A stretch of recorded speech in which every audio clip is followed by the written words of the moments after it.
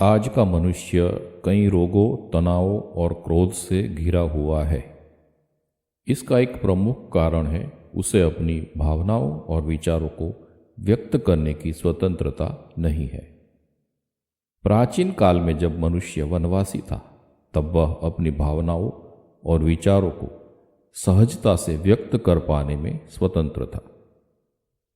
इसी कारण से उस समय के मनुष्य रोग और तनाव से मुक्त थे। जब आदि मानव वन में रहता था तो उसे अक्सर हिंसक जानवरों का सामना करना पड़ता था। यदि कोई बाघ उसके सामने आ जाता था तो वह या उससे लड़ता था या वहां से भाग जाता था। इसी प्रक्रिया में उसके शरीर में एक रासायनिक प्रतिक्रिया होती थी। एड्रीनलिन नामक ग्रंथि से एड्रीनलिन और कॉर्टिसोल हार्मोन का स्राव होता था। ये हार्मोन फाइट या फ्लाइट प्रतिक्रिया उत्पन्न करते थे, जिसका अर्थ है लड़ो या भागो। इस दौरान शरीर में ग्लूकोज की मात्रा बढ़ जाती थी। इससे व्यक्ति अधिक समय तक तनाव सहने और लड़ने या भागने के लिए तैयार हो जाता था। और उस लड़ने या भागने की प्रतिक्रिया में ये हार्मोन खर्च हो जाते थे और शरीर फिर से हल्का होकर सामान्य स्थिति में लौट आता था। आज का मनुष्य भी तो वही है, लेकिन उसकी जीवन शैली पूरी तरह से बदल चुकी है। वह अब जंगल में नहीं रहता और न उसे उस जंगली बाघ से कोई खतरा है।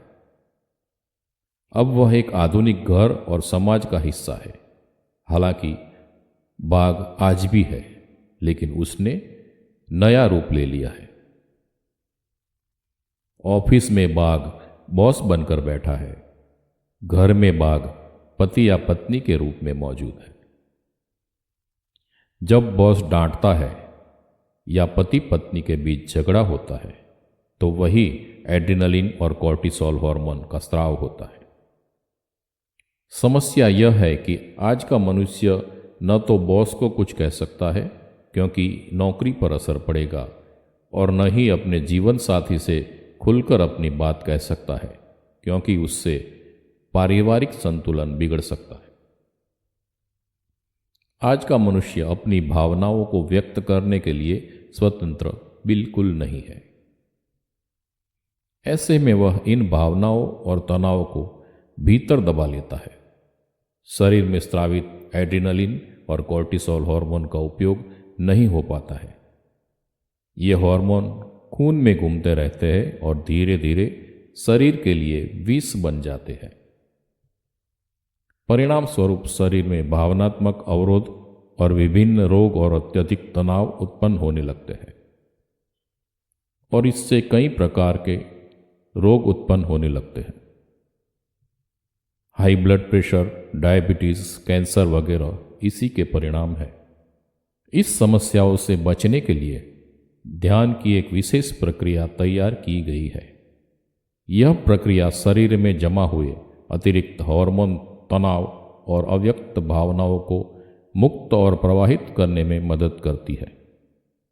ध्यान का यह अभ्यास तनाव को कम करने और शारीरिक व मानसिक स्वास्थ्य को बेहतर बनाने में अत्यंत प्रभावी सिद्ध होगा।